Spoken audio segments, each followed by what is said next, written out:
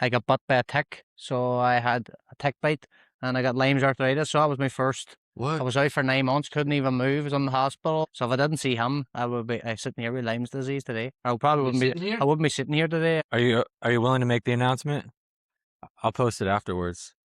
Make the announcement about the fight. Yeah. Yeah. Well, I am. Oh, the what? We talking just say what? We talking just say what? We talking just say what? We talking just said it's time for a brand new episode of Talking Jit. Anyway, so 22-0, 22-0, yeah. professional Irish boxer. Are you willing to make the announcement? I'll post it afterwards. Make the announcement about the fight. Yeah. Yeah. Well, I am. The fight is August 8th in the 3 Arena in Dublin, and it'll be live on Paramount Plus here in the US and Sky Sports for people back home in the UK and Ireland. But for the opponent, we can't announce that yet until Zuffa actually does the official announcement. So I can't announce anything along those lines. But the fight is set August 8th in Dublin. Yeah. So you have an opponent, you just can't announce it. We have the opponent. Yeah, we have to wait until Zuffa does the official. Is Zuffa new? Is that like a new contract for you? Yeah, that's a whole new boxing promotion. Is that the new top dog too? It seems like it. Yeah, they're signing everybody. They've just signed Shakur Stevenson yesterday or the day before, I think, or this week anyway. Did you see what happened with him at the UFC fight? I've seen that. They put him on the screen and they put like a basketball player's name. He's sitting shadow boxing. Was it a basketballer's name? No, it was like Dana White went off on one on the press conference. He says, "We're the only ones fuck up doing this." They did that with Terrence Crawford. They put Terrence Crawford on the screen and they put Kendrick Lamar I've seen that too. as the freaking name. That's what he says. He says, "We're the only ones fuck up doing this." That's probably why he's pissed, because isn't he invested in Zuffa? He is Zuffa. Yeah, he is Zuffa, right? He is Zuffa. So he's like, I'm in the Princess Saudi. he's like, I own these boxers, and now my other company can't even pronounce or Get the name. can't even promote them right. I think, to be honest with you, I think Zuffa's going to go actually through the roof, especially with Matchroom and the Turkey Al Sheik. With him having the they had some talks brain cancer and stuff. apparently. So they're like, maybe they're all going to start working together and bringing all the big fights. Were they not coming all together? Lawsuit against each other? Don't know what's happening, but the Turkey, obviously he had some health problems, and apparently his brain's deteriorating or something like that, whatever it is he got. So he only has a few years. He wants to make big things happen in between that time. That's a good position to be in, but it's where's boxing going? You mean, like, where is boxing going? I was just about to ask that. Where, like, does it make a comeback? Trajectory of boxing? I don't know. Does it make a comeback now that Dana owns it? Look at what it's done to jiu-jitsu. I think he's doing a really good job of putting together good fights. Yeah, fights are putting together. There's nobody there's not a one-sided fight that they put on. Fights that you would say, he's going to smash him or he's going to batter him. It's never came out that way. Well, that's his whole point. He says he's sick of seeing all the padded records, like 20, like undefeated fighters, and then not really having to fight anybody. They want them to fight the best. You know what I mean? So that's the only way to go. Everybody's chasing that fucking O to keep that O. It's not a big deal, like. But look at the fucking greatest fighters of all time. They've all been beat. They've all been beat, and they've all had multiple defeats. Fighting the world's best, but it's not a big deal. 100%. You go back to the fucking drawing board and come train again and try it again. Speaking of the fights, it's like Paddy. Paddy lost to Gaethje, came in last night and killed it. I know you guys are probably asleep, but I didn't watch. But that loss seemed to not affect him. Like he was killing it. He had all that controversy building his record, and then he lost to Gaethje, and he kind of just shrugged it off and got in last night and killed it. There's something to be said about the MMA guys though, and how they do that, because they're not chasing the sport to keep that zero. Do you know what I mean? They don't care. They shouldn't. It's not a big thing in the UFC. Like, there's some UFC fighters with 5, 6, 10 losses, and they're still getting fights in the UFC, and they're still making good money. The thing is with boxing, it's got to the point that none of them want to fight each other at the top level, because they don't want to take the chance of losing that O. You think with UFC, and this goes into like what you were saying, you think there's going to be better matchmaking, which will that kind of bring boxing back? Because that was my original love. Like I went to MMA, but when I grew up, I loved boxing. That was my favorite sport of all time. If it wasn't for boxing, I would have never gotten into anything. Well, I think that's the whole idea of them starting up the Zuffa Boxing, and that's their whole, like, that's what they're trying to do now. Are you afraid to lose your best fight the best? No, not of them in a big fight. Really? You know, yeah, I want big fights. Everybody has a chance of losing. You know what I mean? If you're going on in a big 50-50 fight, you know, but you're always going to think you're the best, and if you don't think you're the best, then you probably don't deserve to be in there. Exactly. You know what I mean? So it just depends. There's a lot of factors you have to add in. Like if you show up on the night, or if you're feeling good on the day, or something happens to you and you just don't perform on the night, it can easily happen. Yeah. If you show up, good training camp, good nutrition plan, your weight cut was good, and you show up on form, and your opponent doesn't, you're going to get the win. But your opponent could have had a shit camp and a shit day, just coming under the ring. Just coming in. But then you change it about then, and the next fight, if you have a rematch, it could be vice versa. You know what I mean? So if you were to lose your undefeated record, what would your mindset be? Back to the drawing board. Back to the drawing board? Yeah. Wouldn't let it wreck you? I mean, if it was a big magnitude of a fight, you know, it wouldn't bother me. And it wouldn't bother me if I know that I put everything in the training camp and I put everything into the fight, and I went in and tried, and I came out. If it didn't succeed, then I'll look back in the fight, and then I'll, right, well, where can we make improvements, and go from there. I think mentally it would affect you more if you knew you didn't do what you knew that you could do. That's what I mean. If everything was preparation, you know, I didn't do this. I knew I should have done this at that point. But if you knew you were done and fucking give every single thing that you had in you, it wouldn't. And through the punches that you were told to throw instead of holding back. No, that's another talking point. We can get into that. It's hard to get. No, we don't want to get on that too much. Damn, now I kind of want to get into that. At least we don't have the pre-show recorded, you know? Talking about what you guys are willing to get into. Keep that off camera. That stays between us, huh? With I gotta imagine, like, you know, because I don't compete a lot at jiu-jitsu because I don't really like jiu-jitsu competition. I like competing, but I enjoyed when I was in MMA. I wanted fights nonstop. I always wanted something to motivate me. I wanted the challenge. I wanted the excitement and that like adrenaline rush, right? But doing jiu-jitsu, just I don't like how the tournaments are structured. I don't like brackets. I don't like that stuff. So I'm not extremely motivated in jiu-jitsu. But through like blue belt and purple belt for me, I didn't lose. But every time I went in, because I didn't lose, I felt more pressure on myself. You know what I mean? Like I walk in there and I'm like, damn, I hope today's not the day I lose. Or like some chump is gonna get that and have that on me. Yeah. That doesn't affect you, or does that go through your head? I mean, it's always going to be there, obviously, because I am 22 fights. We no losses, you know what I mean? But go back to your amateurs. Aye. You haven't been beaten what? How many years is it? It's been many years. Well, I'm pro 10 years now. Yeah. So, but before that, and the amateurs, you haven't been beaten the amateurs a while before that, no? I was beating my last fight in the amateurs. That's why I went pro. Were you? So remember, I was out with the operation in my hand. Really? Yeah, I think light heavyweight. Connor Wallace is in Australia now. I think he's number 5 now in the world, light heavyweight, IBF, and I think he's on the fight Ben Whittaker. But oh, nice. I was out with operation 11 months. I wasn't in the ring 11 months, and he was my first fight back after. And now Irish. I was coming up to Olympic qualifiers or something like that, and then I got beaten. I was like, right, that's me. I'm not sticking around for another 4 years. Like I was 25. It's funny that talking about it, because Sean McComb was the last person to beat me in the amateurs. Sean, and then Sean went on. Sean, what were title late? No, European, Commonwealth. Yeah, WBO European, I think it was. Can't remember now what it was. And he won massive amount of fucking medals and stuff in the amateurs too. It's funny, you always remember your last loss. You remember your first one? Aye. Should I say max? Do you count? Stop them 10 seconds or something. Say max 10 seconds. First stoppage 10 seconds. Oh no, really? Yep. Your 12 years first old. loss? First fight? No, my first one. Oh, your first win. I was gonna say First fight was a win. My last fight was a loss. Same as. You do you watch a lot of MMA? No, not much. No. I No? don't even watch a lot of boxing.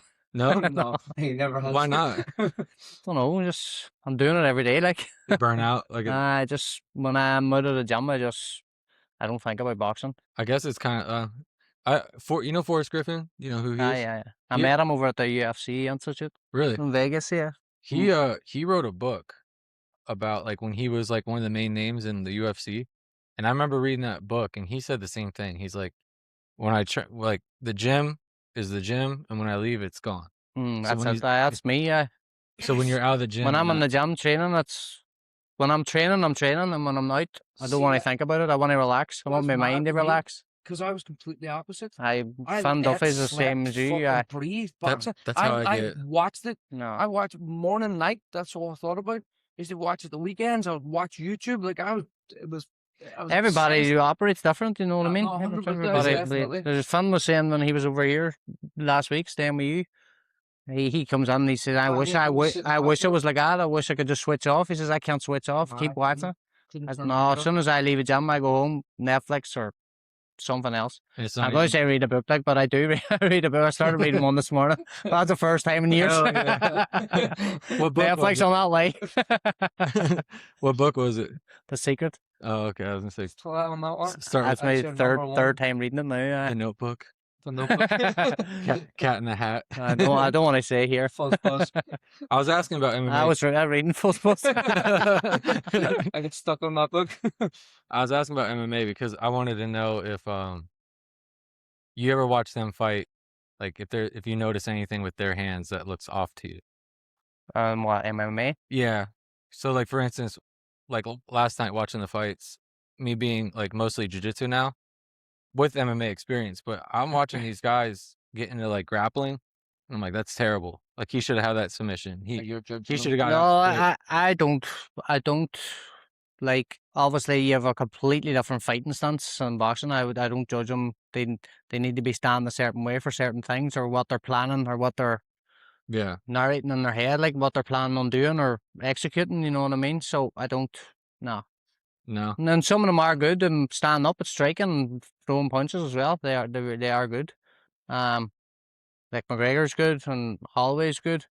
You know what I mean? I wouldn't fault them on their strikes. Like You ever like watch someone's hands and say, damn, they're good. They're the truth. See, there's some that was just awkward and they've got really unorthodox. And I think I said it before and one of the ones we've done. Like, would you look back at any of the really good UFC champions that dominated?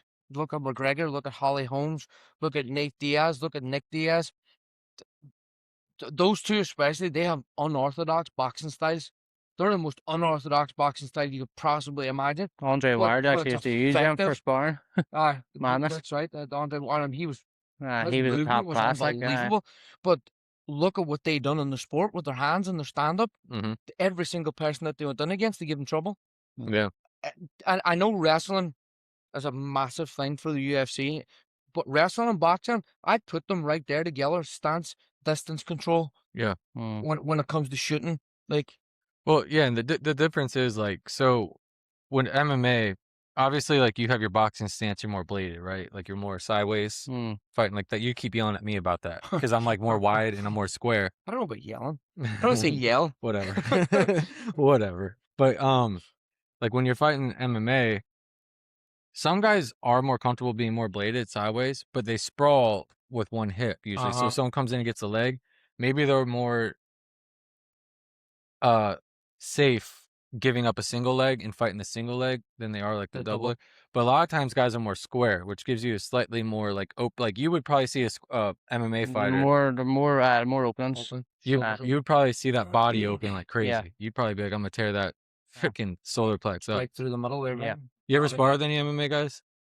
I've sparred MMA guys before. Is it like that? Yeah, they're Wide open. wide open compared to normal boxers. Like Not all of them. Not saying all of them are. Just feel like you're the being too guys that I humble. sparred were. You don't have to be too humble, bro. You can Not all of them. No. tell us that you just tear their freaking bodies up, because You definitely body shots are open. You're open for body right down the middle of the pipe for sure, and then left hooks. Well, I was trying to get some sparring actually when I met, I think, Nate Diaz in Texas too. That's right. So, oh, that's awesome. yeah, I would, I wouldn't say, I'd say he'd be a lot open, but he'd be a tricky fucker. It's awkward as fuck. He's just an awkward. So you got to spar him? No, I met him when we were in Texas, and I was talking to, I forgot what do you call a cup man again? Stitch. Stitz. I was talking to him. I was on about setting up some sparring, but it never happened. Obviously. Really? Mm. Damn, that would have been sick. That would have been good. I was actually I messaged him actually not that long ago. They had a fight. Jesus, I was in a space of a year for some sparring. They just asked where was I at, and I told him I was in Ireland. Never got back to me. You might go to Ireland. Dude, hit them up, man. I think that'd be an awesome experience, because they're kind of got awkward. You know what I mean? 100%. Like they've got that tricky. Their timing's got to be different and shit. Yeah, they all definitely. But you know what? It's funny when you look back at some of your fights. Some of the awkward bastards you fought. No way. Just they can make you look bad. Aye. They're not good. I'm not going to take away from anybody that steps in the ring, but they're not. They're not my level. Class, they're not in his level, but they're so awkward and They make you look bad. weird. They make you look worse than you are. I mean, I could get that, because like, think about going with a white belt, like a brand new white belt doesn't know what he's doing.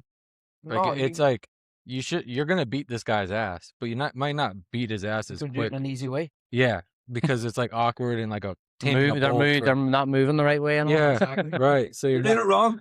Move that way so I can get you. Move away, let me hit you. Let me choke you. Lie there, man. Let me choke you. Yeah, basically. Yeah, you gotta like talk them into letting you beat their ass. Yeah. And sometimes like, yo, calm down and breathe. And then after I beat your ass, we'll talk about what you did wrong. Quit fighting it. It's gonna happen. When I think about boxing, I think about like Mexico, Ireland as like, are those like the two top dogs country wise, like for boxing? Is it still like that? That's No, another big they- debate out there, Eastern but Europeans and all the Eastern Europeans. Kazakhs. Yeah, Kazakhs and Uzbekistan and all those kind really. of countries are all very, very tough. 'Cause it seems like Cubans were one of the top rated back in the day in the amateurs, but I think everybody's sort of Overtook them, yeah. I think everybody's sort of evolved then. They're still great, but So that they like that one out there when I was on the Irish national team and I started training on that's when they brought Zura in, and Zura brought that Eastern European style into the Irish national team, and that long, scoring points and everything was fucking long, and he brought that into the Irish national team, and from then the last 5 years, that was the style that he had everybody fighting in, and the medals that the Irish team won then, I think they took over Cuba on medals on the big stage. So it definitely worked for the amateurs, but now the amateurs have gone back to the 4-3. Is it 4-3s? 3-3s? 3-3s, 4-3s? 3-3s. 3-3s, but it's more. It's not the point computer scoring the way it used to be. Red, blue. 10-9s now, isn't it? What's that? I think, or 10-9 rounds. They do 10-9 rounds with the pro, so it's changed again. And amateur boxing flip flops back and forward so much. Yeah. Like styles, scoring, and how they're judging the fights, it just changes so much. What's it like climbing the ladder?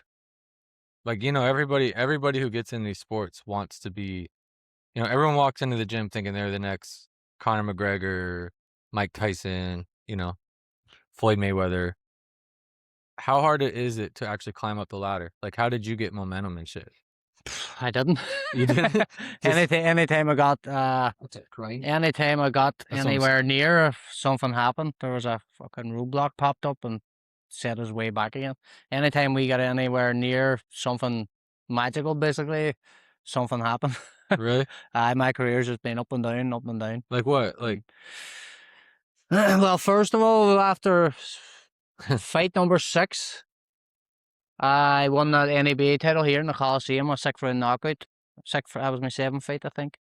And then I went home and I got bit by a tick, so I had a tick bite, and I got Lyme's arthritis. So that was my first. I What? was out for 9 months, couldn't even move. I was in the hospital. Get doctors looking to put me on lifetime medication for rheumatoid arthritis, and I was like trying to explain to them I don't have rheumatoid arthritis, and they couldn't tell it was a tick bite. So I just walked away from the hospital and found a kinologist, and he was able to tell me right away in the first session it was a tick bite.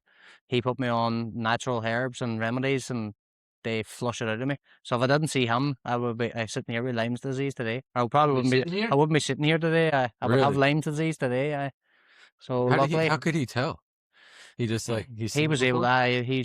He did all these tests on me, and he was able to tell the symptoms that I had. He says it's from a tick bite, and then he asked, was I in any grass or fields or anything over the last 3 to 5 days, and I says I was lying in a field all day down in the Downs, the caravan site, and that's obviously where I picked it up from.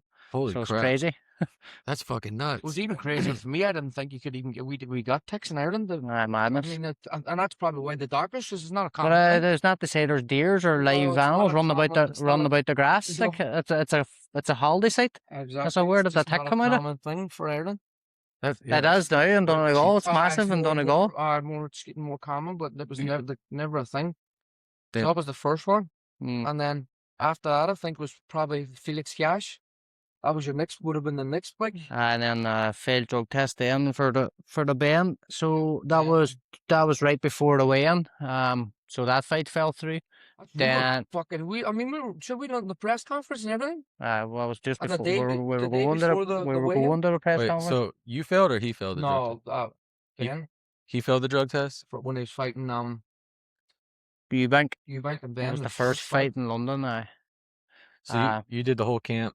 Did the whole camp. We all flew to London. We were in London for 4 days, and then Damn. all that happened. The And weigh-in, How do you fights feel? off. How do you feel like when we were talking before this? Actually, how do you feel when that happens? When like you go through the whole camp. This has happened to me, so I'm wondering about your take. You go through the whole camp. Devastated. That was my biggest payday. You know what I mean? And they just skip putting a flight home the next morning with no money. Not even. know what I mean? That was your introduction to the big. That was on the big stage. That was my stage. That was first a step up the big stage. my Really? first big step up fight. And it just didn't happen. And you don't get paid nothing? Didn't pay nothing. No. So Eddie Aye. Hearst follows your fight. Well, think about we were talking earlier. Think about McGregor, right? McGregor went through. Actually, let's think about Holloway's perspective. Max Holloway went through a whole camp, went up to 170, got the McGregor fight, and they go in the ring, and McGregor's very first kick blows out his ACL. well, listen, he's still walking away with millions But I for was no gonna work. say, he still gets paid. He's still getting paid. dude.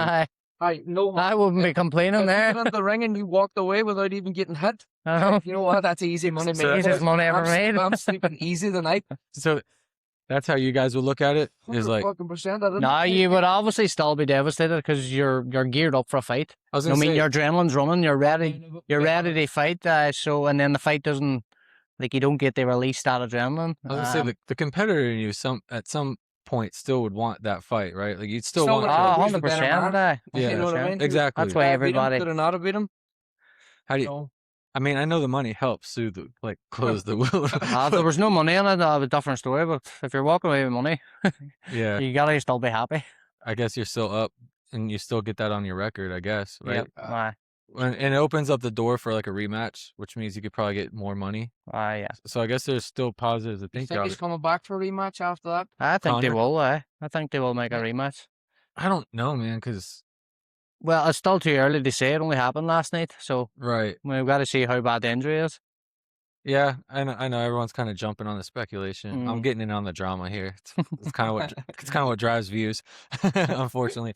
But I like to speculate too. It's like, so you gotta think he just took 5 years off, which is a long layoff. I don't think anyone other than George St. Pierre has taken that much time off, went up a weight class, and then won. Then you got, on top of that, you've got that injury that's probably going to pull him out for at least a year if it's bad.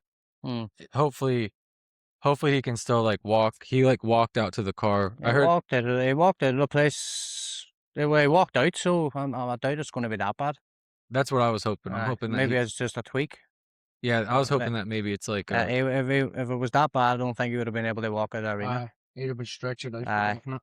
yeah. So 'Cause when I done my knee, and before I got the knee surgery, when my knee went, my leg used to lock up, and I couldn't straighten my leg for 3-4 days. Like I Really? literally couldn't straighten it. But there was cartilage floating about in there, like it basically get jammed. But yeah, a bad knee injury, you're definitely gonna if you're really badly hurt, you're not walking. And he's like a heavy kicker. I mean, you could see Oh, a big kicker. you could see when he's backstage throwing his kicks. I watch him spar a lot. He was throwing the exact same kicks in the changing room. Yep. And then you could see how much power he puts on his legs. Like you can just when you watch him throw, I watched his training camp, bro. Every punch he was throwing was like heavy. That's why, and I think he was going in there for the KO. I think he wanted to get that KO I back. think the excitement of it all just got him, you know, for the way he just lunged out and the way he lunged for the kick. Like he just dived in too fast, like that, we were saying earlier about the adrenaline. I think that's what got him. How made big? him explode too soon. Just like he just went all in before he's warmed up. Yep. Truly like Without maybe- even How big of a name is he in Ireland? Is he like a huge worldwide. He's big. Did he have a chance at president? No, he'll not be president. No. He was just wishful thinking. Because I think like you go over there, like everyone obviously knows who he is. Is he like I don't know, Well, you never know. like a Michael Jackson over in Ireland? I wouldn't go up like. No. I just want to know how much. No, he has. He's as I say, he's well known. He's well known worldwide. He's Bro, well known worldwide, the same as he has in Ireland. You know what I mean? I just didn't know if he was like a national treasure.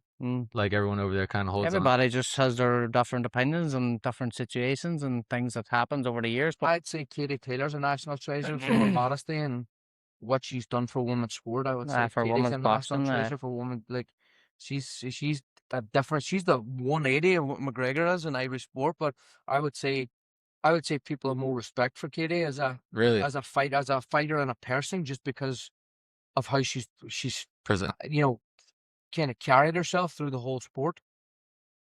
Why she's getting a fight in Crow Park. I mean, there hasn't been a fight in Crow Park since Ali. Ali, yeah. It was the last time they had a fight in Crow Park, which Crow Parks are 80,000 people. 80,000 Crazy. people. It's 80,000 in the stands and whatever they'll put on the field too. Oh, that's right. Oh, They'll damn. They'll I'd probably be the whole. 20,000 on the field. There'll be Right. 100,000 in the stadium, and I mean that's a Gaelic football stadium, which is Irish national stadium for Gaelic football. And there's only been one boxing fight in it in 50 years, and that was Ali. And she sells it out. And she sold out in about 3 or 4 minutes, I think it was. 13 minutes or something. 13 minutes. Holy It was shit. crazy. It was sold out. That's 80,000 goals, bro. I know. Is that what you're coming for? What do you got to do to get that level of fame over there? Irish people support their fighters and support sports people no matter what. They definitely Irish are the biggest supporters of their athletes. Definitely and proud, sport. right? Definitely 100% there.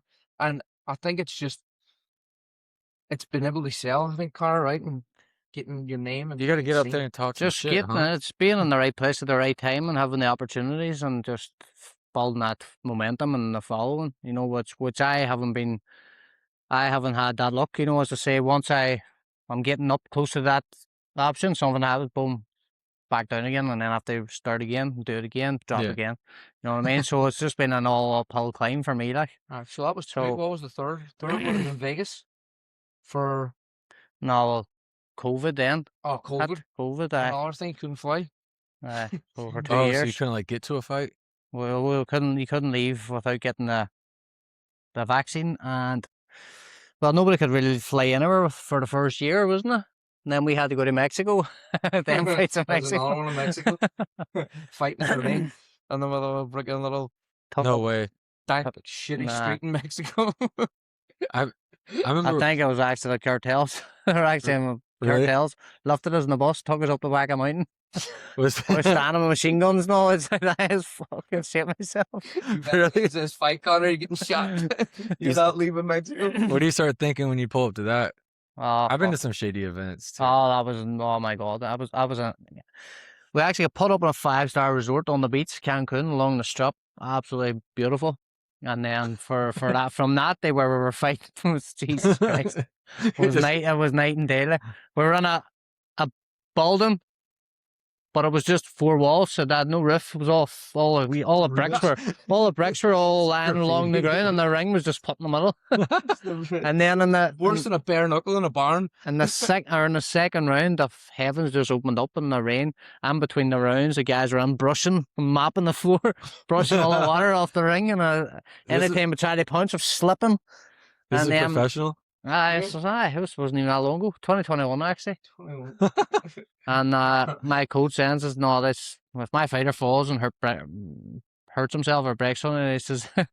He says he's going to shoot him, so I had to just go to his workouts. I mean, you spill a bottle of water in an actual boxing ring, you have to stop and wipe it. Yeah. This thing was heavens opened up and there was swimming pool.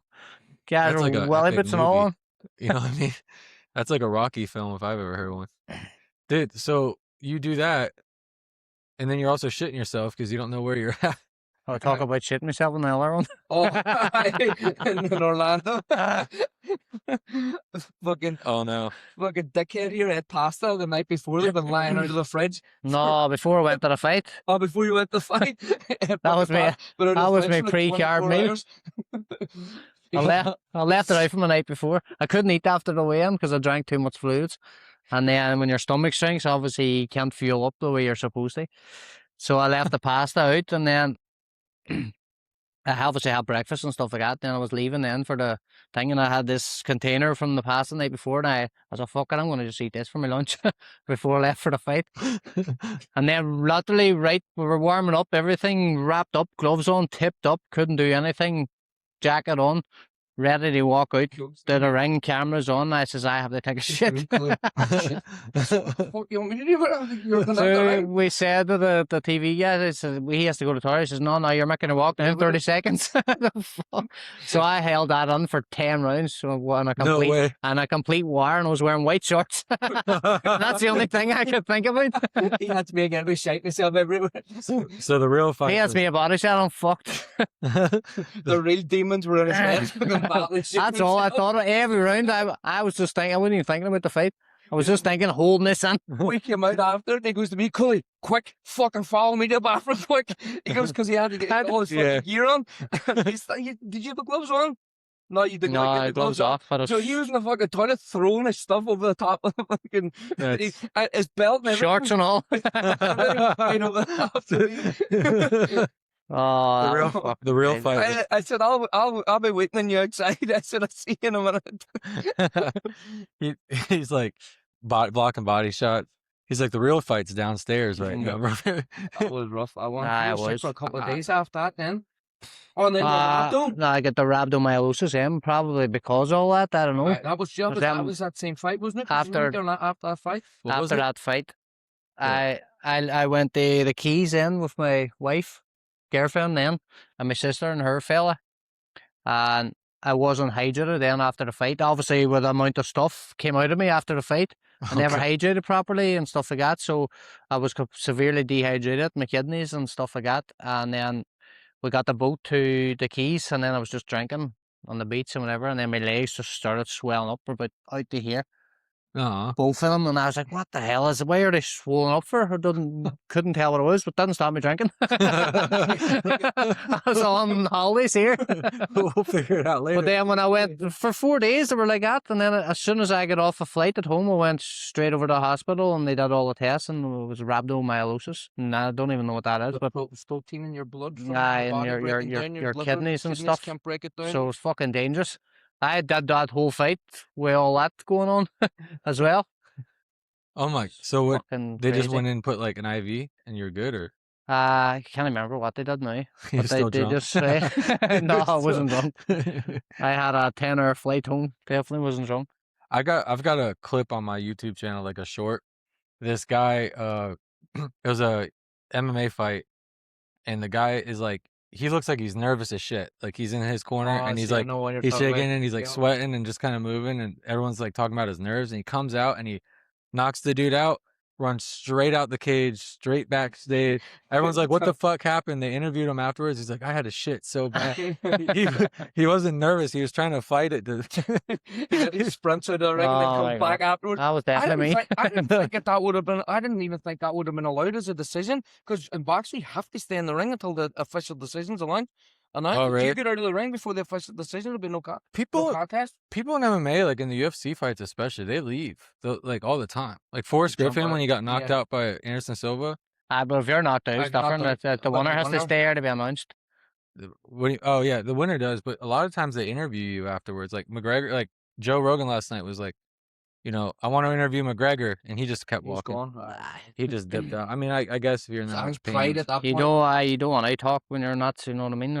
He can barely hold his emotions in. Like when he was talking to you can Max, see it in his face. he said something to him, and they broke down crying. Like that's a Fuck, lot of emotions there. They never mind having to talk and interview right after it. I mean, you Yeah. know, it's like getting on the ring, your fucking adrenaline's through the roof, and you're on a high, and then the next minute they get that bad of a crash within a minute of being there and a I minute know, down yeah. to there. I don't think that's something people understand Yeah, about fighters. They don't understand that adrenaline rush. How high you can and drop. Be dropped down within seconds. Hmm. It's fucking mentally, it's I struggled with that like the first few times I competed because I'd get winded.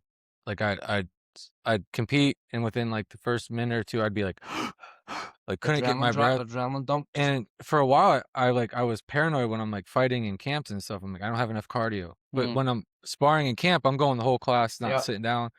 And I couldn't figure it out. And then someone mentioned the adrenaline dump, and it never hit me. That's what was happening. It's real. Is I was so amped up, and then that adrenaline dump hits, and it took everything out of me. And I got to wait for my second wind to come in and shit. Did he survive again? Like did he come back? It never happened to me before. So That never happened to you? Have an adrenaline dump. I've had a couple. where you're gassed out. I feel the first Nah. couple minute or two. You're like, fuck, Fuck that. I'm not fit. I'm trained. I've had a couple with the adrenaline dump just it drops out of you. Where you just feel like you can't Yeah, I'm move. like, what am I doing? Like, you feel your arms tired, legs tired. You just feel like you've nothing in you to pick yourself up. Bad. It's like I've had it before. you ever had the dreams where you're like hit, you can't, you just don't feel. And nobody, you're not hurting them. It's like that, but you can't breathe. That's the best example. I think you describe it as. It's like you're in the middle of a fight, and you know you got a long ways to go until it's over, and that's how you feel. it's shitty. You know, and talking about that, I seen a thing the other day online that was talking about just people that don't understand fighting and don't understand what it's like to fight. And it says every single man should take either a jiu-jitsu class or a boxing class just to understand how much that they can fight. Yeah. Because everybody out there thinks that they can fight these days. They all think they can fight because they watch YouTube and internet and social media. Everybody thinks they can fight. You say to somebody, you think you can hit a hole in one? Nah, probably not.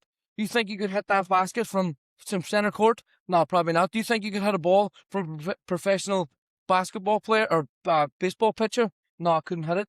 You think you could beat him up? No problem. I can Yeah. fight.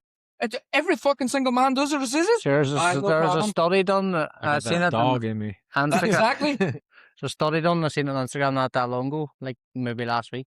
That men overestimate how much they can fight by 400%. 100% there. Right there. It's a fucking valid point. Another fair point is like a lot of fighters, like once you start training and fighting, you kind of lose that a little bit. you You're understand? respectful because you know You understand it? someone can fight. They ain't gonna go out looking for a fight. You know what I Yeah. mean? You You're think more just get humble it out of because your you know what you system? can do. Unless you go to pictures with Connor Coyle. That was you. Your fault. What is this one? The fucking guy attacked me with a crowbar. Made him work the movies. He was doing fucking his jiu-jitsu shit then. He wasn't even doing it. Yeah, tried to grab my crowbar, done flipped him over, landed on his head. Maxed him. No, you want to tell that story at some point in this one about the bar? Remember how you said you left and then you came back and the guy went to kick him out? Oh, that's the one. Was that with him? That's my buddy Stevie. The grab held him out fucking balls. The bouncer grabbed Stevie by his balls. He wouldn't leave the bouncer. Just stuck his hand straight down Stevie's back and just grabbed him by the balls. Fucking walked him up the stairs. We'll come back to that because don't let me forget that one because that was great. That's gold right there. But when you're in camp, speaking of like this training in Bass and stuff, when you're in camp, what does a bad day look like? That That was actually a submitted question. A bad day. when you hit a wall, you know energy, nothing's going right for you. Just you're easily irritated. Just obviously you're just overtrained, maybe dehydrated, hungry. Just a lot of factors together just leave you very irritated. And when you're tired, you just like got nothing. everything just annoys you. and then when you have your coach in your ear at the same time. I was gonna say, do you ever say like "fuck this sport"? A few times, well, obviously I keep coming back, so I must love it. I was gonna say, have you ever got to the point where you're like, why the fuck do I do this? I'm one fighter ever that could say no. I say that probably fucking often, but I'm doing it my whole life now, and I put my whole life on it. So what am I going to do? I have to finish it no matter what. Take up HVAC or No. carpentry. I have to finish my Try career. that. I have to finish Try it. it. Did you know from the beginning that this is what you wanted to do? No, You just like it just I just kept going, really. It just kept going. So when you first got in the sport, were you like thinking like, man, I want to be? I always said I wanted to go to. I always said I was going to New York. I was going to go pro in New York. That's because obviously the guy from back home, John Duddy, done that, and I always just thought I was going to be in New York when I was older. Why does everyone want to go to New I don't York? know. That's I think it's just just the Greece even thing, I it's was in. Irish thing in New York. I would say that because that's what I done. Like that's when I went to. I thought all y'all went to Chicago. Now I know what Chicago is. It's not. I wouldn't say there's a lot of massive Irish fighters came out of Chicago. To be fair, See, he says Chicago. Chicago. He mixes me up. Chicago. Chicago. Chicago. Chicago. Yeah. Chicago. Now he's translating for you, bro. Let's go. Now his viewers are going to think we're silly. It's good. Well, it's good so people know that, like, you know, these are normal fucking people.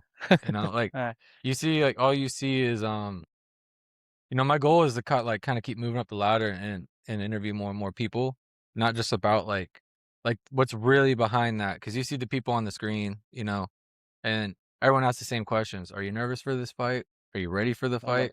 How's your training camp been? But like people don't really know, like behind the scenes, like there's fighting, there's parties beforehand, there's distractions, there's ups and downs, there's tick bites, Yeah. there's shit in your pants. There's like exactly. they don't know, like the people who were there that fight, maybe some of them picked up that you're about to shit your pants. but now You're someone nearly shitting your pants every fight anyway, but not literally. Not literally.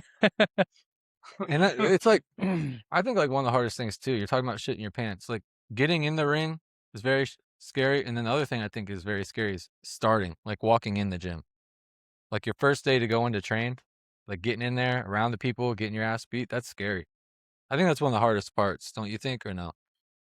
It's fucking hard to remember. Like mentally. Well, I actually was 8. I was 8 or 9 when I started. The first time I went in the boxing gym, and they told me I was too young. I trained for a couple of weeks, and they told me I was too young.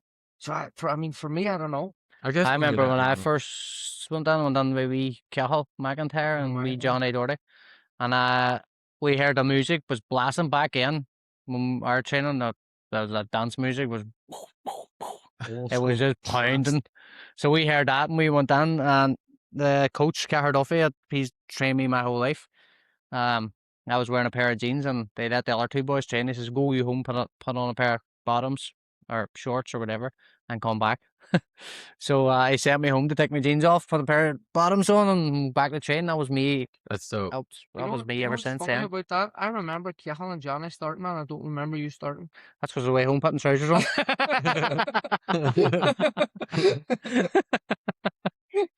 I just said that. Is there? I know we kind of went through the whole 22-0 segment, but what's the difference between someone who's like 22-0 and someone who's 10-5? Is there any difference? Like what? Just depends on who you fight. Like the guys that I fought to get to 22-0, there's a good handful that are good fighters, and the rest of them are like when you're starting out. Like the first 4 guys I fought, had one of them I had 2 fights in Dublin. My second and third fight, the guys had like 80 fights, and that was my second pro 4-rounder fight, and the guy had like journeyman. Like they have a lot of losses, but I mean they had the experience. They last the rounds. So they were very difficult fights too, even though they've a lot of losses. But they were very difficult and they were tough. That's why they were journeymen. No matter what you hit them, no matter how you hit them, they can survive. They travel weekly. Yeah, that's their job. That's how they get paid. And the same with sparring. They go around as sparring partners and just go in and out of gyms and get paid to go in and out to be a fucking punching bag. Do Do you like spar really hard, or do you try to like spar for longevity? Yeah, that was always I've always sparred a guy, but this camp I've been sparring hard. I would look at the quality of sparring in this camp, and even the last. No, but I mean, Oh, the difference of me even punching, like I'm actually gonna they throw hard this time. You know what I mean? Where before your mental, I usually don't. game at the minute coming in here to this camp Nah. over every other camp, I think has been I'm Sharp. letting completely different. the hands go far better, far more. Are you learning anything from it, or you feel like it's making you better? Oh yeah, 100%. Yeah. I have 66 rounds of sparring in 3 weeks, Oh gosh. and I've another 3 weeks to go. Like, so I'm gonna have 100 rounds of sparring on at the least. Granted, it's a kids class, but still, that's a lot of sparring. 6-year-olds. 6-year-olds is as hard as one person. Yeah. That's it. Are you like looking forward to fighting Jake Paul? I would 100% fight him if the offer was there. If the offer was there, would you take And I would definitely take a dive too, just to get the money. I would mind putting a loss on my record for that kind of Do you think people are diving for him? I Fucking don't know. percent. Some, I I don't know. can't say it, but I will. I know. Fucking I feel like 1,000%. I feel like he's too humble. It's hard to get some of these controversies out of him. I'm trying. Well, sure, Tommy Fury, he beat him like. Tommy did I. So you don't know. I think he thought he could beat Tommy Fury though. Mm. I never set it up. I think he honestly. But Tommy Fury was believed- a legit boxer, like, so I don't think he could have took a defeat What from. do you think happened with the last one? Because it, Joshua. yeah, So, like, Anthony Joshua. Joshua fought. Oh, Joshua broke his just jaw. aye. I actually fought a Do you think he fighter was? that could fight and wasn't going to say. Apparently, he did actually was bribe him the thing, and Joshua says no. Joshua says not. Or Joshua says nah, fuck this. He tried to bribe him. Apparently, he did. I don't know. It looks. It's rumors, like, you know. I'll never know. So the rumors I've seen, because I like to dive down these rabbit holes too, is like if you watch during the Tyson fight, he came out and was like looking like Tyson, like kind of looked like Jake Paul was like, oh shit. And you could see a couple times when they got close, Jake Paul talked, and then Tyson all of a sudden got slower and stopped throwing that hook. And Because then they were saying him, you need me to pay that 60 million. so You want that 60? so that's million? one Stop that's punching me. one angle people push at is like Tyson was like, you know, he's like telling him like, hey bro, chill out, like you're going a little too hard. And then if you look at Anthony Joshua when he like went to throw that punch, it almost looked like Jake Paul's like, oh what the fuck. Oh, here Yeah. we go. Aye, when I get up, you're like, whoa. Like when he went to the ropes and kind of like left it open, it almost looked like he was about to say like, hey chill, Fuck chill. that, there, you could have killed him, like. And then we have a fighter like Joshua, a puncher like Joshua. Dude. Madness. Saying it for a while. That's an awful bad thing to say, but that's what needs to happen to stop what's happening in boxing and stop that circus and stop the show and stop these fucking people that look at him 22-0 and he's fucking trying to get his fights and he's pushing to get his fights. You have these motherfuckers coming in with never had a fight in their life. They're sitting on a fucking computer, fucking bait raging people, and they're getting $1 million for a fucking fight. It's a joke. It's a fucking joke to actual fighters that dedicate their life to the sport and should be getting paid for what they do. And then you have these fucking fairies doing it and getting paid. Yeah. Well, I will say one thing, bud, about Jake Paul. Like, He's paid his fighters. no, but he actually did fight people, like actual fighters, where my first 10 fights or first whatever, everybody's first 10 fights roughly are fights to get you up the ladder and get you experience and get you thing. He actually did fight people with fighters experience, So and he has put on these, he let's has put look on at the work that. training, like. the flip side. If you get offered to fight in one of those in your first couple of fights and you're going to make 2-3 million, would you have took it with somebody with a load of fights and that was an established fighter? If you're getting paid $2 million for your first fight, Obviously. there you go. So there's an incentive for them to do it and for them to be there, which is what he done. He pumped the money into it, and I know what you're saying. He did fight legit fighters, but were the legit fighters that were going in to beat him? Going back to the conspiracy stuff, Yeah, Yeah. like, you know, just you just never know. Because I mean, like you know, and we've been touching on it a lot this whole time, but like boxing, what do you think happened? Like, you think it was more I don't know. I really yeah. don't know what happened to the sport in the 'Cause- last because like 15 years. MMA's kind of doing that now too. Like UFC, you got like people like Josh Hokett and McGregor did it, Chael Sonnen did it. But they come out and they put on these big ass personalities that like you could tell they're just putting on a show, and that's like what sells fights, sells tickets. But as like a purist, I think that's kind of like, I guess it makes it entertaining and it brings people to it, but it kind of ruins it because a lot of people who are talented, who do deserve to move up or do deserve the title fight, get pushed off Because they're humble because they're humble. and good people. Because after they Not saying that they're not good people that's doing that, but I just mean in general they're humble people and they carry themselves the right way, but they're not getting to where they need to be. Because Well, that's what I was saying in one of my last interviews. I said, what is it now I actually need to do? 36 years old now, just turned there last month or in May. So what do I actually need to do now to get to where I want to be? Like become a champion or fight these champions? Do I need to start calling people out? Do I need to start mouthing off? Do I need to turn into this and that's work too. different person? Like, because it's not me, you know what I mean? Yeah. And it's not my persona, you know, it's not who I am. So I don't know, but do I have to turn into that kind of person to get what I want? But then where does that take you? What trajectory does that take you? Go back to McGregor. Was he ever that person? And then when he got that money and he got all that fame, is that why he's out the last 5? You know, it's just you just never know where you're going. But I think you're right. Like, what do you have to do? You've done everything. You fought everybody that's been put in front of you. Aye. You've jumped through every hoop that they put in front of you, and there's some not stepping up. In my opinion, I think it's because you're there. You're good enough to beat every single one of them, and none of them want to take the loss and lose their own.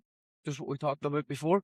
None of them want to take that chance on it, and especially after the Manlicki fight, you proved that you're there. You proved that you can beat any single one of them. Was that the one we went to, St. Pete? No, the Manlicki was New York. in New York. Gotcha. Madison Square Garden, that one. Yeah, that's what's tough, man. I mean, we talk about like the MMA scene a lot because that's what I'm used to, and the politics behind that is ridiculous. Like, I would have so many fights under my belt if it wasn't like people backing out, people don't show up. It's a fight game. That's what happens. Like you have to. It's be a fucking. prepared. It's a really. Many times I fucking came over here risky. for big fights. Remember? I mean, you just went to McGurver's. Fights fell through. Fight fell through. What do you do? Go to McGurver's, get a wee Guinness, and go to the airport. Go home. Fuck, it's happened a few times. Like it's another thing people don't realize. It's like getting into the game, and then like every promotion has their golden boy, right? So every promotion has like the guy that like, even in the MMA scene, it's like it seems like they all either got their gym that they pull the fighters from, and if you don't beat them, you're not gonna win. Like if you don't submit them or knock them out, and it goes to decision, you're gonna lose because it's like their golden boy. Yep. It's a dirty game. It's hard to. It's a dirty sport. It definitely is. How do you navigate through that? Being so like humble. Take it in the chin and move on. that's it. There. Just put in the work, beat them, and move on. Is that your mentality about it? Well, yeah, you have to beat. You have to beat who's in front of you anyway. They move on, you know. So, yeah, it's cutthroat. Like, is there anyone you want to fight? Just whoever's at the top, whoever's the best. Where are you ranked? I'm not now because I haven't defended the May belt. Because we were out for 18 months, so if you don't defend it within the year, you lose your sanctioning. Like, but I was ranked number 2 with the WBA, and I actually had a contract last April to fight Irzande Lara for the WBA world title. So that fell through, but that fight's still there, so that could hopefully maybe happen soon enough as well. Yeah, because he'll be due to fight with him. I would say, what the month now? Maybe this year. It could. There's a possibility. You never know. I'll just have to see what happens after this fight now in August. How often can you fight? About 3 times a year at the most. 3 times a year. At this level, like because they want back when I camp sign, you put on a 3-month training camp. I mean that's yeah. I mean 4 fights, but that's with no time off. No, you have 3 kids at home, no like time off at all. Does it get tough with the kids and stuff? Oh yeah, yeah. It kills me. Yeah. Because like I imagine you're probably flying everywhere, and just away from them and in general, because I obviously I'm here in Florida and they're at home in Ireland. You know what I mean? So I'm here by myself. So it's very difficult. Yeah. But I know it's for the world of good. I know because I can't train. I don't get the same kind of training here as I would back home. Back home, I train with my coach Gary Duffy in the gym, and he pushes me hard. But it's I'm between those times then is running after the kids and pickups and drop offs and doing this and not getting a full night's sleep and those kind of stuff. Yeah. Like distractions basically. where I'm not no distractions here. I'm 100% focused, and I get the right recovery, right nutrition, and the right training and sparring, especially. That makes a world of difference. Yeah, 100%. That's why I'm here. So this is the only place for me to get ready for a fight. So that's what you kind of do, is you kind of separate to finish up the camp and get in there. Smart. I come here, it's a job, and I come here. I go finish the job in the fight and go back home to the kids then. And I always have something planned with them then. Where after this fight, I'll be taken away for a vacation. We don't start school in September back home. We start August here. So I'll be taking them away to Spain for a week or something before. Oh, that's badass. Before the school terms. That's freaking badass. Any questions from anybody? Yeah. Online? Yeah.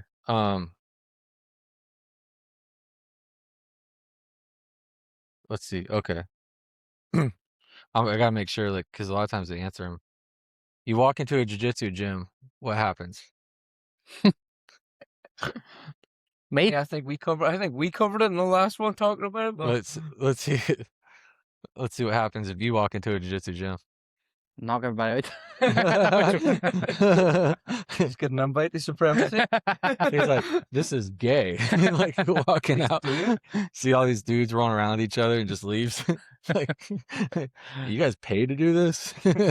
Some of us. That's why he got so on it. We'll just leave that one there. He said, oh, when you're in camp, what's a bad day look like? Someone sent that one in. Someone want to know what MMA fighters get wrong about boxing. What did I get wrong? Yeah. Can't tell. He's too humble, dude. He's What like, did I- like they're I don't know, like as boxers over what they do. yeah, like so. how much punishment you take to the head, Mhm. basically. Yeah, what I'm guessing they're getting at is like, I mean, yeah, it could. I guess it's a pretty open question. So MMA fighters, do you think most guys could come from MMA and step in a boxing ring and do good? It depends. It depends. Do you think they could translate straight into a ring?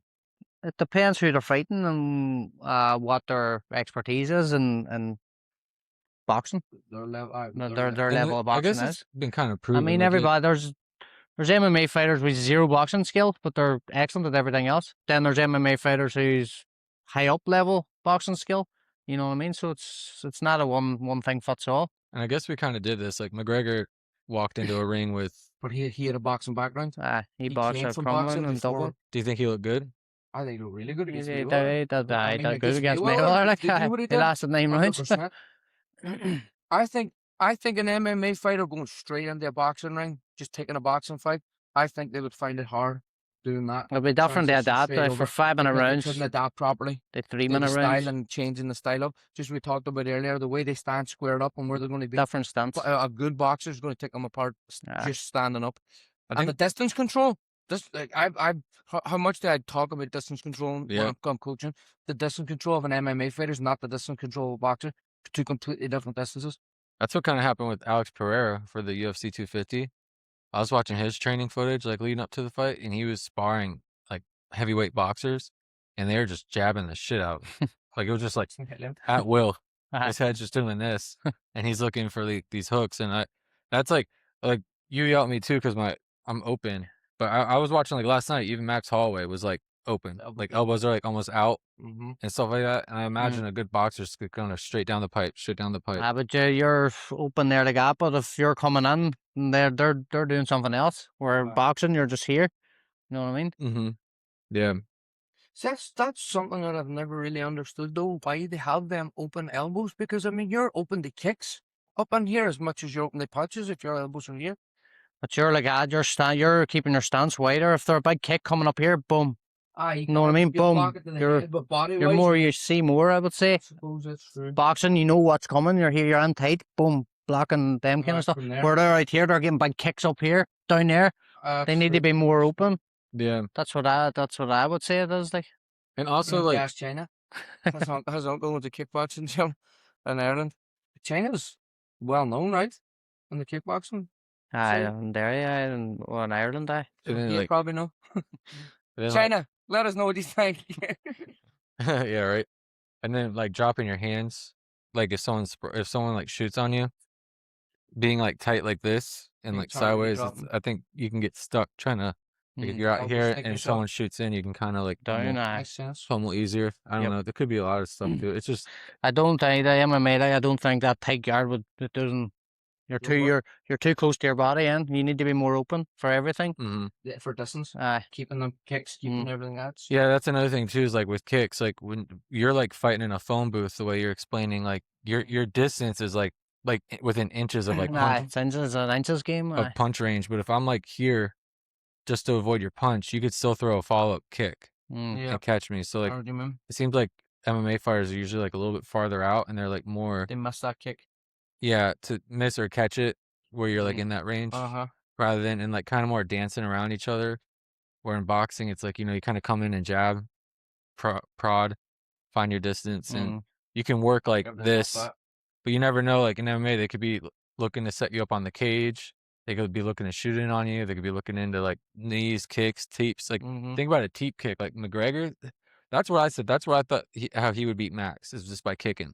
Because keep him with distance. The teep kicks like really far out, get Max circling to like away from the power, and then throwing spinning back kicks and stuff like that. Maybe like those. He's got those long uppercuts. Yeah. They're like his little like corkscrew. That thing is so sick. But you that know punch he throws. You just actually come back to that because Connor actually does have a long stance. And even though he came back from a boxing background, his stance is fucking long. He's way out there. So. He doesn't want to get taken down. Oh, yeah.